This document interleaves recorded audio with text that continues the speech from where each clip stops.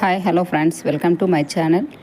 ఇలా ఇంట్లో చేసిన ఇడ్లీలు మిగిలిపోతే ఇలా సింపుల్గా ఈ రెసిపీ చేసుకోండి, ట్రై చేయండి. పిల్లలు కూడా చాలా ఇష్టంగా తింటారు. ఇలా ఇడ్లీని పీసెస్గా ఫస్ట్ కట్ చేసుకోవాలి.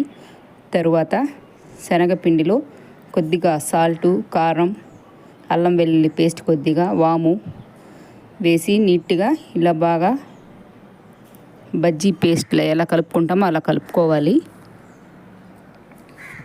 చూడండి, మొత్తం ఇలా వేసి మిక్స్ చేసుకున్న తర్వాత